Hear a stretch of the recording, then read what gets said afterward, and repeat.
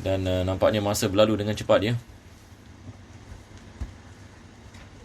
Sebelum ini kita meneruskan daripada mana kita berhenti. Minggu lepas kita membicarakan berkenaan dengan solat hari raya ya, dengan takbir mursal dengan takbir muqayyad. Tapi sebelum itu ada perkara yang penting kita kena faham ya, sebelum kita membicarakan tentang apa yang disebutkan oleh penulis di sini. Penulis ini sedang membezakan di antara solat sunat yang tidak disunatkan kita jamaah dengan solat sunat yang disunatkan kita jamaah. Dari solat sunat yang tidak disunatkan kita solat dengan jamaah, dia telah membicarakan. Dia termasuk solat tahiyatul masjid, solat sunatul wudu, solat istikharah, solat hajat. Ini semua adalah solat sunat yang tidak disunatkan kita melakukan solat dengan jamaah, termasuk solat duha dan sebagainya. Selepas itu yang dia mengatakan berkenaan dengan solat yang disunatkan kita melakukan dengan jamaah. Dan jadi sekarang ni kita sedang berada di fasal ini. Ini yang dia mengatakan solat yang ni sunat bahagian yang kedua, iaitu disunatkan kita melakukan dengan jamaah. Jadi dia memulakan dengan salatul idain. Kenapa dia memulakan dengan salatul idain? Alhamdulillah. Kita akan mendapati banyak kitab-kitab dalam mazhab Syafi'i memulakan dengan salatul idain. Kitab Az-Zubat, kita lihat semua yang ni Muqaddimah Hadramiyah, semua mula dengan solat kedua hari raya. Sebab ini ulama kita mengatakan solat sunat yang paling afdal sekali yang disunatkan kita melakukan jamaah adalah solat kedua hari raya. Taib, hari raya Idul Adha ataupun hari Idul Fitri yang afdal Idul Adha. Nampak tak? Idul Adha dikenali sebagai Idul Akbar, seperti mana penulis ini mengatakan. Manakala Idul Fitri dikenali sebagai Idul Asghar. Jadi kita ada hari raya yang besar dengan hari raya yang kecil. Maka hari yang besar dikirakan ini hari raya Idul Adha. Disebabkan ada kait dengan haji. Itu sebab Idul Adha ini dia lebih kita mengatakan lebih dimuliakan daripada Idul Fitri, disebabkan ini dia ada kait mengait ini dengan haji, dan juga ini kait mengait ini dengan kisah Nabi Ibrahim AS dan banyak lagi perkara-perkara yang bersangkut paut. Jadi kita telah membicarakan ini tentang solat hari raya. Saya rasa tidak ada masalah ya. Solat hari raya kita membicarakan tentang masa yang ini melakukan, dan juga penulis membicarakan tentang takbir. Kita ada takbir yang dilakukan dalam solat, takbir yang dilakukan di luar solat. Dalam solat disunatkan kita takbir 7 kali pada rakaat ini yang pertama dan 5 kali pada rakaat ini yang kedua. Lepas itu kita ada takbir yang mursal dan muqayyad.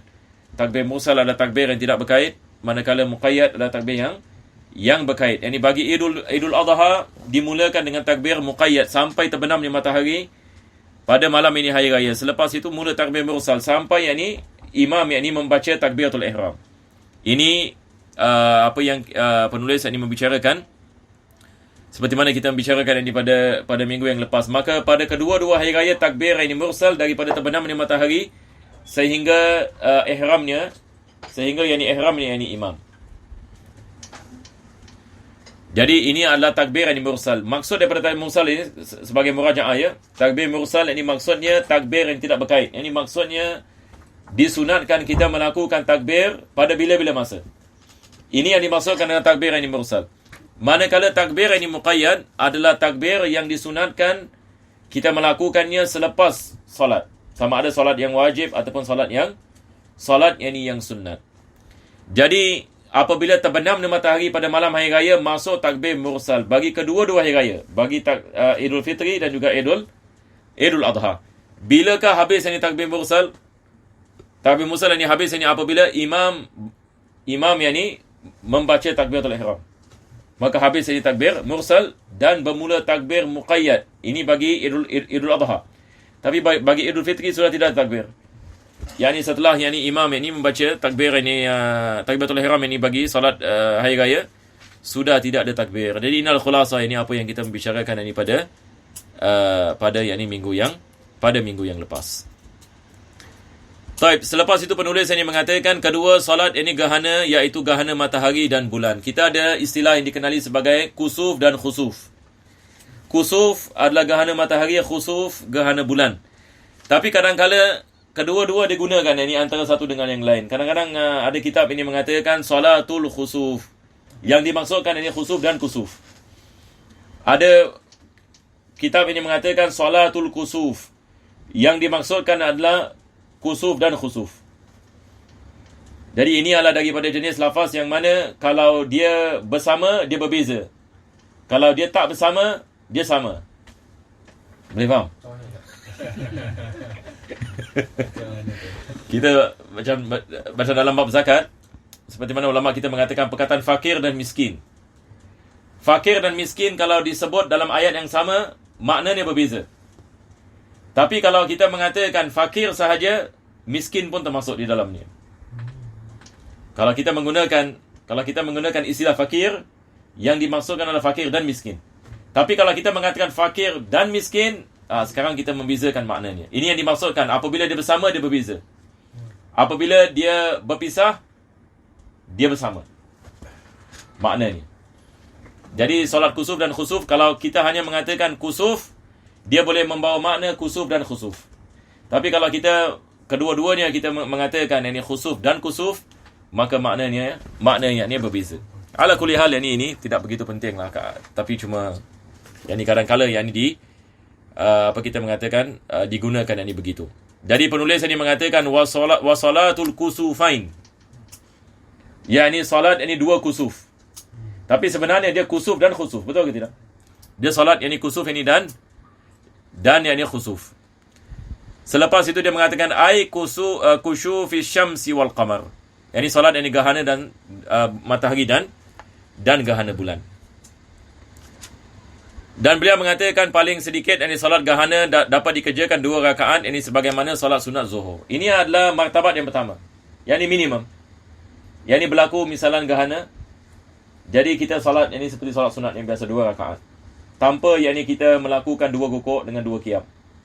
Kita salat seperti biasa. Ini adalah martabat yang pertama.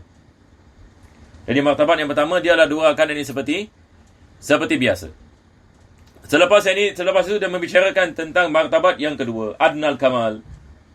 Adnal kamal ini yang biasa yang kita melakukan. Kita melakukan 2 rakaat dengan 4 qiyam. Dengan 4 rukuk, betul ke tidak? Sebab 1 rakaat kita ada 2 qiyam dengan 2 rukuk. 1 rakaat kita ada 2 qiyam dengan 2 rukuk. Jadi ini yang biasa kita melakukan. Jadi penulis tadi mengatakan adnal kamal, yakni yang lebih sempurna sikit. Yang martabat yang kedua yakni dengan cara menambah yakni berdiri, rukuk dan membaca Al-Fatihah masing-masing 1 kali pada setiap rakaat. Yakni maksudnya pada setiap rakaat kita baca Al-Fatihah dan surah. Lepas itu kita bangun lagi Fatihah dan surah. Jadi pada 1 rakaat kita ada 2 qiyam, 2 Fatihah, 2 surah. Jadi semua sekali yang kita melakukan 4 qiyam. Jadi maksudnya kita baca 4 kali Fatihah dan 4 kali surah. Jadi ini adalah martabat yang keberapa? Martabat yang kedua. Selepas itu dia mengatakan yang lebih sempurna. Ini masya-Allah ya. Ini berdasarkan dengan hadis Nabi SAW. Yang Nabi SAW ini seperti mana diriwayatkan, dia pada rakaat dia melakukan ini solat ini gerhana ini 2 rakaat, 2 qiyam, 2 rukuk. Pada rakaat yang pertama dia baca Al-Baqarah. Ini seperti mana Al-Imam Ibn Hajar menukilkan dalam kitab Bulughul Maram. Pada rakaat yang pertama dia baca surah Al-Baqarah. Yang ini sepenuhnya. Pada qiyam yang kedua dia baca Al-Imran. Pada qiyam yang ketiga dia baca surah An-Nisa. Pada qiyam yang keempat dia baca Al-Maidah. Ini daripada apa yang pernah dilakukan oleh Nabi SAW. Maka beliau mengatakan di sini Al-Fatihah membaca surah Al-Baqarah atau yang sebanding ini panjangnya. Dalam rakaat yang kedua sepanjang 200 ayat Baqarah, rakaat ketiga 150 dan rakaat yang keempat sepanjang 100 ayat. Kita ada riwayat seperti mana saya mengatakan tadi, dia baca yang ini sampai Al-Maidah. Jadi ini adalah anggaran. Ini adalah daripada apa yang disebutkan di sini adalah anggaran yang ini daripada apa yang dilakukan oleh Nabi SAW. Maka ini adalah yang paling sempurna, walaupun ini wallahu alam ini zaman sekarang tak tahu ada lagi orang yang melakukan sedemikian ataupun tidak. Kemudian hendaknya membaca tasbih ini waktu rukuk dan sujud pada rakaat yang pertama masing-masing sepanjang 100 ayat Baqarah, yakni pada yang pertama. Yakni kadang ini membaca 100 ayat. Yakni ini daripada apa yang dilakukan Nabi SAW. Dia apabila dia melakukan rukuk, dia rukuk dengan panjang. Yang ini pada rukuk yang pertama. Rukuk ini yang kedua dia kurang sedikit, 80 ayat. Yang ketiga 70 ayat. Yang keempat 50 ayat. Jadi qiyam ini panjang, rukuk juga adalah merupakan yang ini panjang. Ini yang paling sempurna sekali dalam melakukan ini salat gerhana matahari dan bulan. Diikuti dengan 2 khutbah yang dilaksanakan ini sesudah sesudah solat. Jadi daripada sunnah Nabi SAW, apabila berlaku gerhana, maka dia akan melakukan ini solat yang ini gerhana. Jadi saya rasa tidak ada masalah, mudah untuk kita memahami ya. Maka kita teruskan. Diikuti ini dengan 2 khutbah yang dilaksanakan ini sesudah solat. Maksudnya sunnah dilakukan 2 khutbah setelah ini solat. Setelah ini selesai ini solat ini hari raya Aidul Fitri, yakni Aidul Adha. Begitu juga yakni berkenaan yakni dengan solat yakni gerhana, disunatkan yakni kita melakukan ini 2 khutbah, dan rukun-rukun ini semua sama seperti mana dalam khutbah yakni Jumaat. Setelah yakni selesai yakni solat hari raya Fitri Adha, sekalipun yakni pada keesokan yakni harinya, menurut yakni keterangan yakni yang zahir, ini adalah berkenaan dengan kalau kita lihat anak bulan ini pada waktu malam, dan kita dapat menentukan besok yang ini merupakan hari raya, maka kita melakukan ini salat dan kita melakukan ini khutbah yang ini selepas yang ini salat. Dan sesudah yang ini salat kusuf dan khusuf. Jadi kita melakukan ini khutbah yang ini setelah yang ini kita melakukan salat, dan bukan sebelum ini salat. Berbeza dengan hari Jumaat. Selepas itu ini beliau mengatakan dalam khutbah, khatib ini membuka khutbah pertamanya untuk khutbah hari raya dengan takbir 9 kali. Dan 9 kali ini dia membaca dia membaca dengan cara irsal. Yani Allahu Akbar, Allahu Akbar, Allahu Akbar. Allahu Akbar, Allahu Akbar, Allahu Akbar. Allahu Akbar, Allahu Akbar, Allahu Akbar. Jadi 3. Jadi dia membuka ini khutbahnya ini dengan 9 kali takbir pada khutbah yang pertama, dan 7 kali takbir ini pada khutbah yang kedua. Jadi pada solat khutbah hari raya disunatkan kita membuka takbir dengan 9 kali, dan kita mengatakan 7 kali. Perkataan ini yang disebutkan oleh penulis ini di sini wala'an. Yakni dengan terus menerus. Jadi caranya dengan kita baca 3. Allahu Akbar, Allahu Akbar, Allahu Akbar. Allahu Akbar, Allahu Akbar. Allahu Akbar. Seperti itu. Yang kesemuanya sambung menyambung satu dengan yang berikutnya. Boleh insya-Allah ya. Ini dimasukkan dengan wala'an. Ini perkataan wala' yang ini maksudnya mualah. Ini daripada perkataan mualah yang ini berterusan. Selepas itu ini beliau mengatakan wa yanbaghi an yafsila bainal khutbataini bitakbir. Begitu juga yakni dia mengatakan kita memisahkan ini 2 khutbah ini dengan yakni takbir. Jadi pada khutbah yang pertama kita baca 9 kali takbir. Apabila kita memulakan khutbah yang kedua, kita mendatangkan 7 kali takbir. Kita mendatangkan 7 kali takbir. Jadi berbeza dengan solat. Solat ini kita membaca 7 kali takbir pada rakaat yang pertama, dan 5 kali takbir pada rakaat ini yang kedua. Manakala ini pada khutbah kita membaca 9 dan 7. Memisahkan 2 khutbahnya dengan bertakbir dan memperbanyak pembacaan takbir di antara yakni khutbah, seperti mana yang disebutkan oleh Imam As-Subuki. Ini maksudnya disunatkan khatib ini apabila dia menyampaikan khutbah, bila dia dah habis satu fasal, dia takbir lagi. Ini biasa kita kat Singapura, biasa kita buat begini. Nanti kita mula dengan 9 kali takbir. Lepas itu kita baca rukun-rukun khutbah. Lepas itu kita masuk ini wasiat takwa. Lepas itu membicarakan tentang perkara-perkara yang sekepaut ini dengan ketakwaan kepada Allah SWT dan sebagainya. Selepas itu bila nak masuk topik baru, kita mendatangkan yang ni 3 kali takbir. Allahu Akbar, Allahu Akbar, Allahu Akbar. Maka ini disunatkan. Jadi maksudnya kita diselang-selikan yang takbir di dalam ini kandungan yang ini khutbah. Tidak disunatkan bagi hadirin yang orang yang mendengar khutbah dia takbir. Tidak disunatkan sebab sudah tidak ada takbir lagi. Bila dah habis ini solat bagi Idul Fitri hatta Idul Adha, tidak disunatkan yang ini kita bagi hadirin yang ini mendatangkan takbir. Bila khatib ini menyampaikan yang ini khutbah. Jadi ini hanya disunatkan bagi khatib sahaja dalam khutbah. Walaupun dalam Idul Adha disunatkan kita takbir selepas salat, tidak ada masalah. Ini takbir muqayyad seperti mana kita mengatakan tadi. Tetapi ini kita membicarakan dalam khutbah. Dalam khutbah hanya disunatkan khatib sahaja yang yang mendatangkan takbir. Tidak disunatkan yang ini bagi hadirin. Ini yang penulis ini mengatakan, ikut yang ini bertakbir sebagaimana khatib yang ini di atas. Selepas itu yang ini beliau membicarakan yang ini tentang solat dan istisqa. Jadi itu sahaja yang kita lihat berkenaan dengan solat kusuf. Dia hanya membicarakan yang ini tentang sedikit saja kita lihat dalam kitab Fathul Mu'in. Cuma kalau kita lihat dalam kitab Muqaddimah Adramiyah, ada syarat-syaratnya. Ulama kita membicarakan tentang masalah injila, yakni bila kita melakukan solat gahana, apabila sedang berlaku gahana. Tapi kalau sekiranya gahana dah habis, sudah tidak ada solat, sudah tidak ada solat gahana. Selagi mana yang ini gahana itu wujud, maka dibolehkan ini kita melakukan ini solat ini gahana. Zaman sekarang ini biasa kita dah dapat tahu ini 2-3 hari sebelum berlaku gahana, kita sudah ini mengetahui yang akan ini berlaku ini gahana, lebih senang sedikit. Mungkin zaman dahulu yang ini apabila berlaku gahana baru mereka yang ini nak melakukan solat. Jadi ini adalah sikit lebih kurang yang ini berkenaan dengan solat ini gahana. Dan dalam kandungan ini khutbah dalam solat gahana, daripada perkara yang disunatkan adalah mengingatkan jamaah tentang bertaubat kepada Allah Subhanahu Wa Taala. Dan ini ada kisah yang berlaku pada zaman Nabi SAW. Ini mungkin saya ceritakan sedikit. Dan ini disebutkan oleh ulama-ulama kita.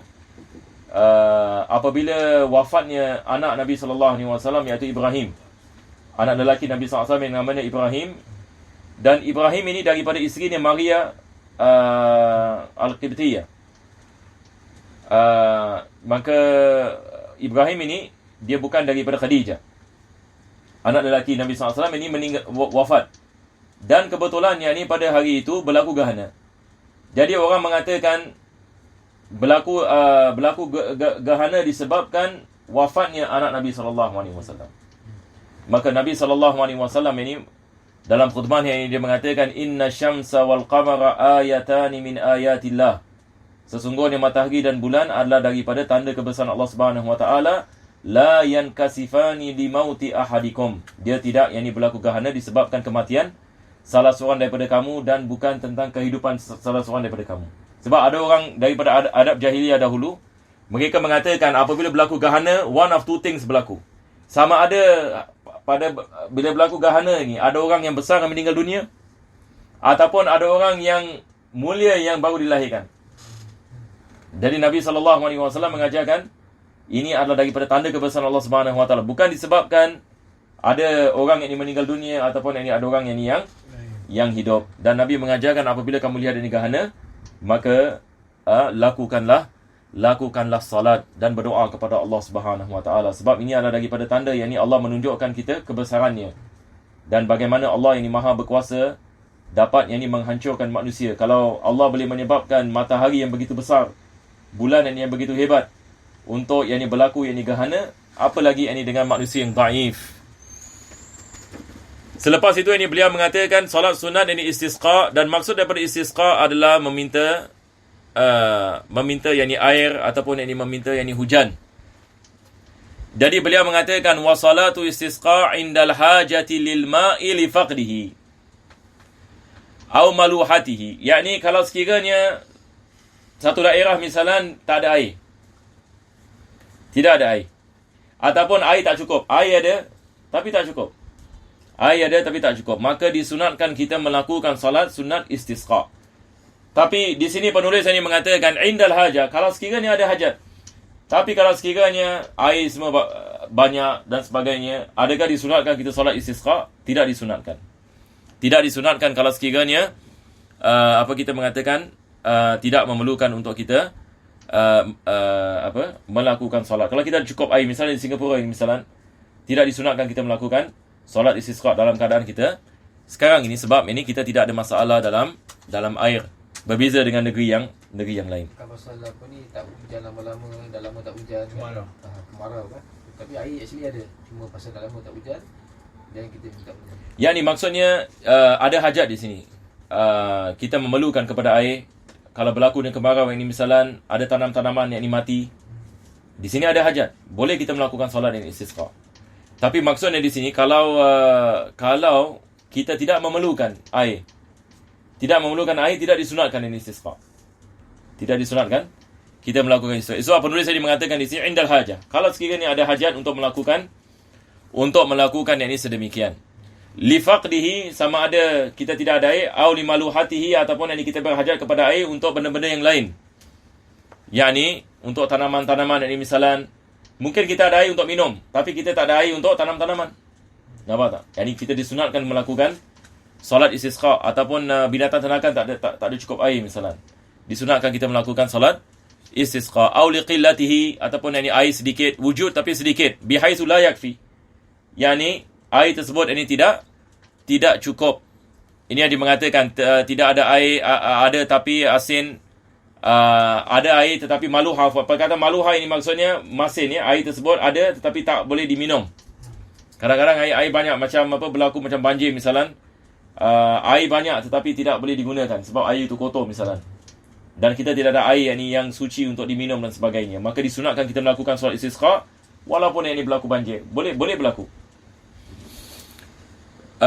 Wahya ka salatil Eid. Jadi dia mengatakan salatul istisqa seperti solat hari raya. Ini apa maksudnya? Maksudnya khutbah dan salat ini seperti apa yang kita sebut ini dalam solat hari raya.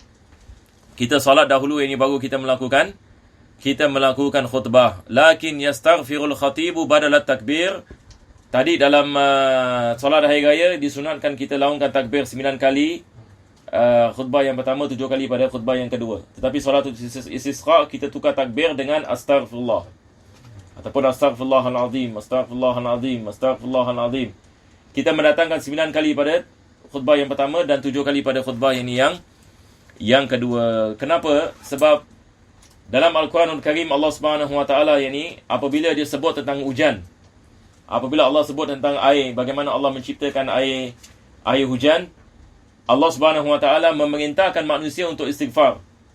Wa qul istaghfiru rabbakum innahu kana ghafara. Dan katakanlah kepada umatmu, istighfarlah kepada Allah Subhanahu Wa Taala, Allah yang menurunkan hujan. Allah Subhanahu Wa Taala yang menurunkan hujan. Maka ulama kita mengatakan daripada sebab hujan tak turun disebab banyak melakukan maksiat. Disebab apabila banyak ini maksiat menjadi maharajalela, daripada sebab ini tidak turun ini hujan adalah disebabkan dosa. Maka kita memerlukan ini kepada istighfar. Itu sebab dalam salatul istisqa dia adalah berkenaan dengan taubat dan istighfar. Kandungan khutbah pun sama juga. Kandungan khutbah berkenaan dengan taubat dan istighfar. Sebab ini adalah daripada sebab ini kenapa Allah tidak menurunkan hujan. Mudah-mudahan Allah memberikan ini kepada kita kebaikan insya-Allah. Maka beliau mengatakan badala takbir fil khutbati wa yastaqbilul qiblata halat du'a. Dan dia menghadap ini kepada kiblat apabila dia berdoa kepada Allah Subhanahu Wa Taala. Ini kalau kita lihat hadis Nabi SAW dalam salatul istisqa, apa yang dilakukan oleh Nabi SAW ini dia memakai ridak. Yang ini kebiasaan Nabi SAW ini dia memakai macam apa kita panggil hari ini syal kan. Jadi Nabi SAW dia memakai syal, dia menyelubungi dia punya kita mengatakan dia punya bahu. Jadi dia bila pakai syal ini dia tutup ini bahunya. Jadi jadi bahagian kanan ini jadi apabila dia berdoa, dia menghadap ini kepada kiblat. Ini selepas ini semasa khutbah yang kedua. Semasa ini khutbah yang kedua, dan apabila waktu nak berdoa, maka dia tukar dia punya syal.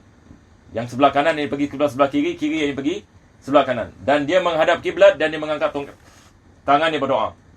Dia mengangkat tangannya ini begini. Ini daripada doa Nabi SAW dalam istisqa. Dikatakan sehingga dapat lihat ini keputihan ketiaknya. Ini yang dilakukan Nabi SAW. Maka disunatkan bagi khatib apabila berdoa tidak disunatkan menghadap makmum. Sebab biasa kalau salat Jumaat khatib ini menghadap makmum. Tapi dalam salatul istisqa dia tidak menghadap makmum. Dia menghadap ini kiblat dan dia melakukan tahwil. Ini kita panggil dia tahwil. Tahwilu ghida. Tahwilu ghida adalah kita menukar bahagian ghida. Boleh faham insya-Allah ya? Kalau ada orang menanyakan kenapa Nabi SAW melakukan sedemikian? Kenapa yang ini dia melakukan sedemikian? Baik, ini berkenaan dengan Nabi SAW, kita harus faham ya. Kita ada hadis misalnya dalam Syama'il mengatakan kana yu'jibuhu tafa'ul. Nabi SAW ini dia sangat suka kepada tafa'ul. Tafa'ul, yakni misalan ada dia bila keluar musafir, sahabat dia menanyakan kepada sahabat, ada dua jalan misalan, ada dua jalan. Jadi dia menanyakan jalan ini apa nama dia. Jadi dikatakan nama baik sikit. Anda tak ingat apa nama. Jalan yang kedua nama macam menyerikan ataupun nama tak baik. Nabi SAW dia suka kepada tafa'ul, dia ambil yang baik. Nampak tak? Ini kita panggil tafa'ul. Kalau dalam bahasa kita panggil apa? Kita panggil kalau dalam bahasa Inggeris kita panggil good omen. Bahasa Inggeris mereka mengatakan ini good omen. Macam seperti kita lihat nama benda ini baik, kita dah dibeli. Tapi yang nama yang tak baik, kita tak beli. Ini tafa'ul. Kita panggilnya tafa'ul. Maka Nabi SAW ini dia suka kepada tafa'ul. Dia suka kepada tafa'ul. Itu sebab dia suka kita menamakan anak-anak kita nama yang baik. Ada orang Arab Badui datang kepada Nabi SAW. Nabi tanya, ini siapa yang ni anak kamu? Lepas itu yang ni dia mengatakan yang ni anaknya nama anjing. Apa anjing yang ni yang apa? Yang garang. Dan Nabi SAW tak suka. Nabi SAW suka dia tukar nama.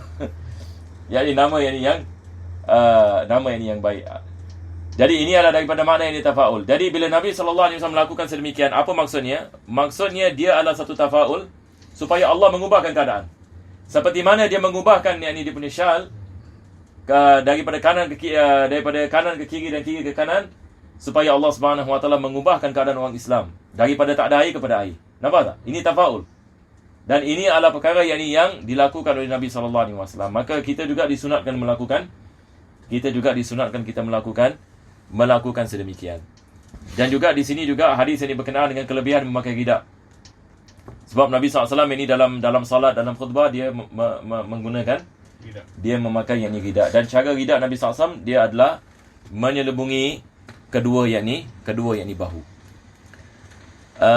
Selepas itu ini beliau mengatakan wa yastaqbilul qiblata halata du'a ba'da sadril khutbati tsaniyah. Ini penting ya. Ai nahwi sulusiha. Dia mengatakan bilakah khatib memalingkan badannya menghadap kepada kiblat pada khutbah yang kedua apabila yakni berlalu sepertiga. Ini biasa kalau dalam khutbah Jumaat, khatib ini bila dia berdoa, yakni biasa lepas kita mendatangkan rukun terus kita masuk doa. Jadi dalam masa doa pada khutbah yang kedua, dia pusing. Menghadap kepada kiblat, mengangkat ini tangannya. Dan melakukan tahwil. Boleh insya-Allah melakukan ini tahwil. Jadi ini adalah sikit lebih kurang ini apa yang disebutkan dalam solat ini istisqa. Dan kalau antum nak baca khutbah Nabi SAW dalam solatul istisqa, boleh rujuk kitab-kitab hadis. Yakni kandungan daripada khutbah Nabi SAW apabila yakni dia menyampaikan ini khutbah ini istisqa. Daripada kandungannya adalah berkenaan dengan ketakwaan kepada Allah, banyak ini istighfar, berkenaan dengan mengeluarkan zakat. Ini semua daripada kandungan ini khutbah Nabi SAW. Selepas itu ini dia berdoa kepada Allah Subhanahu Wa Taala. Dan tiap-tiap kali berlaku yakni solat istisqa, Allah Subhanahu Wa Taala menurunkan hujan. Ada kisah pada zaman Nabi SAW, orang Arab Badui datang ke dalam masjid. Nabi sedang khutbah Jumaat. Jadi Arab Badui mengatakan, "Ya Rasulullah, doakan kami. Tempat kami kemarau. Binatang-binatang tidak ada air dan sebagainya. Doalah kepada kami. Bagi kami." Maka Nabi SAW ini mendoakan dan melakukan salat istisqa. Dan kalau dalam kitab Muqaddimah Hadramiyah, ada di pensyara dia. Puasa yang 3 hari. Lepas itu puasa pada hari yang keempat dan melakukan salat istisqa pada hari yang keempat dalam keadaan puasa. Ini yang dilakukan Nabi SAW. Di sini yang dia tidak menyebutnya. Tapi cara yang betul adalah ini penulis tidak menyebutnya, tapi benda ini disebut dalam kitab-kitab yang lain. Berkenaan dengan puasa. Yang ni hakim yang memerintahkan rakyat ni untuk berpuasa. Ini tak tahu dalam Zubat pun ada disebutkan. Hakim yang memerintahkan rakyat ini berpuasa selama 3 hari. Selepas itu mereka keluar pada hari yang keempat dan disunatkan bawa binatang ternakan. Disunatkan bawa wanita-wanita. Ini pengecualian ni benda ini. Hatta bawa ini orang-orang yang tua. Budak kanak-kanak, bayi susuan. Cuba bayangkan. Bayi susuan pun bawa. Ya, itu sebab disunatkan kita melakukannya di tanah yang lapang. Istisqa lain sikit lah. Disunatkan kita melakukan pada tanah yang lapang. Kita bawa ini orang tua, orang yang soleh, semua yang ni. Dan semua yang ni berdoa yang ni kepada Allah Subhanahu Wa Taala. Maka ini adalah daripada cara yang ni, masya-Allah, kalau kita betul-betul amalkan, insya-Allah yang ni hujan ini akan turun. Jadi apa berlaku pada zaman Nabi SAW, hujan turun terlalu banyak sampai orang jadi takut. Dan Arab Badui yang sama datang kepada Nabi SAW berkatakan, ya Rasulullah, tolong, hujan terlalu air terlalu banyak, doa kepada Allah supaya kurang hujan. Jadi Nabi SAW doakan. Dan alhamdulillah ini keadaan ini berlaku ini pada zaman Nabi. Sekarang ini insya-Allah ini kita masuk ini kepada yang keempat, yang penulis ini mengatakan, yang keempat dimasukkan di sini adalah solat sunat yang disunatkan jemaah, ya. Yang keempat ini solat tarawih. Apa ke? Ya. Tadi punya iaitu kurang lebih setelah khutbah kedua berjalan sepertiganya. Dia memang khutbah dua hafiz, betul, doa dan betul. sambung balik khutbah. Sebab dia sekarang bila dia naik pada khutbah yang kedua, jadi khutbah kedua biasa kita mendatangkan rukun kan. Kita puji kepada Allah, salawat Nabi SAW, kita mendatangkan tasyahud dan wasiat dan taqwa. Berdoa ini dia datang selepas itu. Jadi dia tidak terus doa. Maksudnya bila kita naik kepada khutbah yang kedua, bukan maksudnya terus hanya kita berdoa, sebab kita nak datangkan rukun khutbah. Jadi bila masa untuk kita berdoa, ini yang dimaksudkan. Kita palingkan. Macam solat Jumaat dapat Jumaat. Macam solat Jumaat. Cuma solat Jumaat tak disunatkan khatib menghadap kiblat. Yang keempat, dia mengatakan solat sunat tarawih sebanyak 20 rakaat dalam 10 kali salam untuk setiap malam di bulan Ramadan. Yang ini di sini penulis yang ini mengatakan, yang ini 20 rakaat. Dan seperti mana kita maklum, yang ini Umar Khattab ini dia orang yang pertama sekali yang ini yang memerintahkan yang ini sahabat-sahabat untuk melakukan solat 20 rakaat dengan satu imam. Ini berlaku ini pada zaman Umar Khattab, dan ini dinukilkan oleh Imam Bukhari. Dalam Sahih Bukhari ini ada riwayat ini. Jadi orang mengatakan kepada Sayyidina Umar Khattab, bagaimana engkau mendatangkan sesuatu yang tidak pernah dilakukan oleh Nabi SAW? Orang ada kemusykilan. Dia datang kepada Sayyidina Umar dan mengatakan, kenapa engkau melakukan sedemikian? Dia mengatakan, ni'matul bid'ah. Dia mengatakan, ini adalah sebaik-baik bid'ah. Sayyidina Umar Khattab. Jadi ini adalah isyarat daripada beliau. Dan sahabat-sahabat yang lain ikut. Sahabat-sahabat yang lain melakukan salat. Maka ulama kita mengatakan berlaku ijma'. Ini dimaksudkan dengan ijma' sukuti. Yang ini semua yang ni salat yang ni belakang Ubay bin Ka'ab radhiyallahu an. Jadi itu sebab ulama kita mengatakan barang siapa yang bercanggah dengan ijma', maka dia telah melakukan satu perkara yang bid'ah yang tercela. Sebab daripada makna bid'ah, kalau kita melakukan sesuatu yang bercanggah kepada salah satu daripada 3 perkara. Sama ada kita melakukan perkara yang bercanggah dengan Al-Quran, nas Al-Quran yang terang. Yang kedua, ataupun kita bercanggah dengan hadis Nabi SAW yang diterima. Yang ketiga, ataupun kita bercanggah dengan ijma' muslimin. Apalagi ijma' para sahabat Nabi SAW. Jadi kebanyakan yang di madhab melakukan solat 20 rakaat, kecuali Imam Malik. Imam Malik 36 rakaat. Seperti mana antum tahu kan? Dalam madhab Maliki 36 yang ni. Sebab Imam Malik di Madinah dia mengatakan orang Makkah pada lepas 4 rakaat dulu mereka lakukan tawaf. Lepas 4 rakaat tawaf. Jadi kita mengatakan Madinah yang ni tak ada Kaabah. Apa kita nak buat? Kita gantikan 4 rakaat. Jadi lepas 4 rakaat 4 rakaat. Faham? Jadi kita gantikan yang ni tawaf ini dengan 4 rakaat. Jadi 4 kali 4 yang ni dapat 16. 16 yang ni campur 20 dapat 36. Jadi dia melakukan ini 36 rakaat. Ini ditarik banyak orang melakukan 100 rakaat. Apa lagi nak cakap? Ditarik banyak orang melakukan orang ini melakukan 100 rakaat, 100. Habib Salim ini 120 rakaat. Set by set Ha? Di masjid semua. 120 rakaat. Actually dia tak ada maksimum Ustaz. Nak tinggal banyak boleh. Ya betul, sebab hukumnya seperti sunnah nafil mutlak. Ada khilaf yang ini berkenaan dengan perkara ini. Tetapi ulama kita mengatakan dia hukum sunnah nafil mutlak. Itu sebab Imam Malik melakukan 36. Nampak tak? Dan 20 rakaat isyarat Sayyidina Umar. 20 rakaat merupakan isytihad. Apa? Dia merupakan isytihad. Walaupun kita ada hadis yang lemah. Diriwayatkan Ibn Abi Shaybah, Nabi SAW pernah melakukan 20 rakaat solat tarawih. Tetapi itu riwayat yang lemah. Yang dalam Bukhari adalah berkenaan dengan Umar Khattab.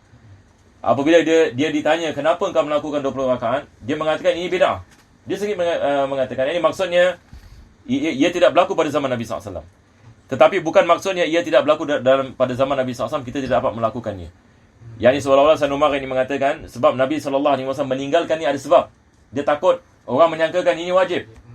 Maka dia tidak menyusahkan umatnya. Maka dia masuk ke dalam solat rumah kan. Yang ini kisah. Selama 3 hari dia melakukan solat dalam masjid. Jemaah makin ramai. Selepas itu yang ini hari yang keempat ini dia masuk ke dalam rumah ni dan dia melakukan solat tarawih di dalam ini rumah dengan ahli keluarganya. Dan ada khilaf ya, Aisyah mengatakan 13 rakaat dan sebagainya. Tapi 20 rakaat Sayyidina Umar Khattab. Jadi kita ada ini khilaf ini ulama berkenaan dengan mana yang ini lebih afdal. Maka ketiga-tiga mazhab mengatakan 20 rakaat lebih afdal. Melainkan yang ini Imam Malik. Kalau nafil mutlak maknanya 2 rakaat pun boleh juga. Ya. Kalau nak buat 2 rakaat pun boleh. 2 rakaat. Ya. Salat tarawih yang ini hatta 2 rakaat. Anda masih ingat yang dulu Habib Ahmad bin Smith, dia tiap-tiap Ramadan akan cakap pasal ni. Lepas itu dia marah kalau orang tanya soalan, Habib kita nak buat 8 ke 20, marah dia. dan tiap-tiap tahun ada orang tanya. Jadi dia biasa kalau kat Masjid Abdul Razak lepas solat tarawih dia kasi ceramah tau. Tapi ceramah dia ringkas 5 minit gitulah. Tapi padat lah. Jadi dia sampai mengatakan, anda masih ingat lagi, dia sampai mengatakan, kenapa ini orang sibuk nak tanya 8 rakaat 20 rakaat? Tak payah solat sudah. Solat tarawih sunnah. Dia mengatakan, solat tarawih awak solat dapat pahala. Awak tak solat pun ini tak ada dosa. Kenapa nak gaduh-gaduh? Ataupun kenapa sampai gitu sekali dia. Sampai gitu sekali dia mengatakan. Dan dia lepas dia solat ini 20 rakaat di Masjid Abdul Razak, dia solat 20 rakaat di rumah. Habib Ahmad bin Smith. Jadi dia solat ini 20 rakaat dekat Masjid Abdul Razak. Lepas itu orang hantar dia. Ada satu Haji Farid yang selalu drive dia. Dia balik rumah, kat rumah dia solat lagi. Dekat rumah yang dia solat lagi 20 rakaat. Itu yang kita tahulah. Jadi ini banyak ini ulama, lebih-lebih ulama Hadramut yang ini mereka biasa yang ini solat lebih daripada 20. Dan dia mengatakan ini 10 kali salam setiap malam di bulan Ramadan. Berdasarkan sebuah hadis yang artinya barang siapa yang solat malam Ramadan, man qama Ramadan imanan wa ihtisaban ghufira lahu ma taqaddama min dhanbihi. Ini berdasarkan hadis barang siapa yang melakukan qiyam. Ini masukkan dengan qiyam daripada makna ni adalah qiyam tarawih. Ini Nabi mengatakan barang siapa yang menghidupkan Ramadan dengan qiyam. Man qama Ramadan imanan wa ihtisaban. Dalam riwayat yang lain yang menghidupkan malam ini Ramadan. Yakni semua dosanya yakni akan diampunkan.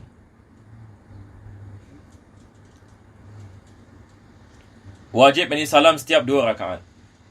Wajib salam ini setiap 2 rakaat. Apabila salam 1 kali dalam 4 rakaat, maka solatnya tidak sah. Sebab tidak ada riwayat Nabi SAW ini melakukan solat tarawih 4 rakaat dengan 1 salam. Tidak diriwayatkan sama sekali. Maka barang siapa yang melakukannya, maka batal yang ini solatnya. Walaupun di Singapura ada orang yang melakukan. Ada orang yang melakukannya. Ada. Jadi kita harus yang ini prihatin ya. Masalah ini. Ada 8. Jadi kita tidak boleh melakukan yakni lebih daripada 2 rakaat dengan 1 salam. Ini yang dimaksudkan. Hal ini yang berbeza dengan salat sunat zuhur, asar, duha dan witir. Kenapa beza? Sebab Nabi SAW melakukannya. Nabi SAW ini melakukan, ada riwayat berkenaan dengan qabliyah zuhur. Nabi melakukan 4 rakaat ini dengan 1 salam ini dan sebagainya. Dalam pelaksanaannya supaya niat ini melakukan salat tarawih ataupun niat salat ini sunat ini Ramadan. Ini ada kita nak tukar sikit ya. Dia mengatakan wayanwi biha tarawih atau qiyam Ramadan. Ini maksudnya sama ada kita mengatakan usalli tarawih Boleh. Ataupun usalli sunnat atau tarawih, tidak ada masalah. Ataupun usalli qiyam Ramadan. Ini yang penulis ini mengatakan usalli qiyam Ramadan. Cuma dia terjemahkan niat solat sunat Ramadan. Dia adalah qiyam Ramadan. Jadi mungkin kita tulis ini. Tambah qiyam. Qiyam. Ataupun niat solat qiyam Ramadan. Tadi awal Ustaz kata apa yang usalli sunat tarawih. Sama ada kita mengatakan usalli tarawih boleh, ataupun usalli sunat atau tarawih. Yang ini yang kena qiyam sunat qiyam. Ataupun kita mengatakan solat sunat qiyam Ramadan. Dia tak sebut qiyam. Jadi kita tulis qiyam. Solat sunat qiyam Ramadan. Sebab solat tarawih ini dia adalah daripada solat qiyam.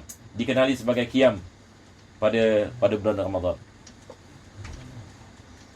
Yang ni barang siapa yang melakukan solat tarawih pada bulan Ramadan, dia telah melakukan qiyam. Yang ni maksudnya dia telah menghidupkan malam. Barang siapa yang melakukan solat tarawih, dia seolah-olah telah menghidupkan malam ini Ramadan. Jadi paling minimum ini sebagai seorang Muslim, sekurang-kurangnya kita melakukan solat tarawih kalau kita tak bangun malam. Misalnya kalau ada orang ini pada bulan Ramadan, dia tak bangun malam, tak bangun tahajud misalnya. Biasa kita akan bangun kan, sebab sahur kan. Tapi hatta kalau dia tak bangun misalnya, minimum untuk mendapatkan yakni kelebihan yang Ramadan yang besar, solat tarawih. Kelebihan yang besar.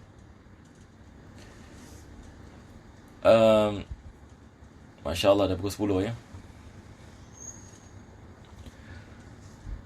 Supaya niat melakukan solat tarawih. Melakukannya di awal waktu lebih utama daripada di tengah malam setelah bangun daripada tidur. Khilafan lima wahimahul Khulaimi. Ini ada perbezaan yang berkenaan dengan mana lebih afdal. Adakah kita melakukan solat tarawih sejurus selepas ini melakukan solat isyak, ataupun yang ini kita tidur dulu, lepas ini kita bangun dan kita melakukan ini solat tarawih. Maka yang lebih afdal adalah kita melakukannya pada awal waktu. Dan waktunya adalah selepas kita melakukan solat isyak. Baru kita boleh melakukan solat tarawih.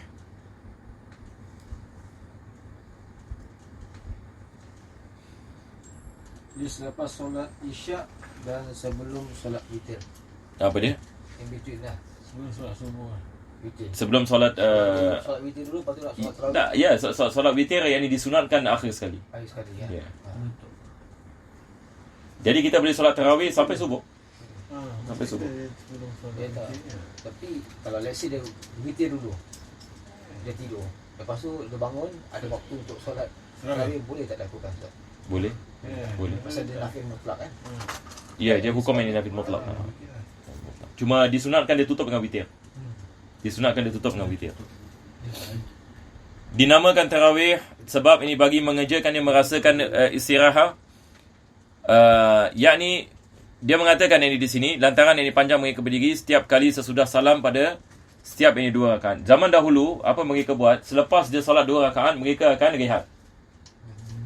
Jadi mereka tak kelang kabut. Maksudnya bila solat tarawih ni, dia relax. Jadi solat 2 rakaat, lepas itu mereka rehat. Solat 2 rakaat, rehat. Jadi rehat ini dia istirahat kan. Jadi perkataan tarawih daripada perkataan tarwih. Tarwih ini maksudnya istirahat. Jadi itu sebab solat ini dikenali sebagai solat tarawih. Yang ini solat istirahat. Kita solat laju tu Ustaz macam mana? Apa dia? Solat laju tu macam exercise. Masih nak tutup pukul 10. Oh. Keadaan Singapura ni agak berbeza sikit . Kalau di Timur Tengah macam apa, di negara Arab seperti di Yaman, saya rasa di Saudi pun Saudi. Dia tak ada kelang kabut. Sebab sebab mereka pun keadaan mereka berbeza dengan kita. Sebab mereka kalau Ramadan, masya-Allah ini mereka mula kerja lepas Zuhur. Mereka mula kerja lepas Zuhur. Macam di Singapura yang ni kesian ni. Orang pukul 8 pagi dah mula kerja kan. Jadi tidak ada masalah insya-Allah. Jadi kita berhenti di sini ya. Kalau ada masa. InsyaAllah kita sambung ini pada minggu yang akan datang. Bismillahirrahmanirrahim. Alhamdulillah Rabbil Alamin. Allahumma salli wa sallim ala sayyidina Muhammad wa ala ali sayyidina Muhammad wa radhani sahabati ajma'in. Allahumma inna nas'aluka ziyadatan fid din, barakatan fil umur, sihhatan bil jasad, wasi'atan fil rizq, wa tawbatan qabla al-maut, syahadatan al-maut, barakatan ba'da al-maut, 'afwan nisab, amanan wa 'adaban 'asiban min al-jannah. وارزقنا من أزواجك الكريم صلى الله على سيدنا محمد وعلى آله وصحبه وسلم. الحمد لله رب العالمين. الفاتحة.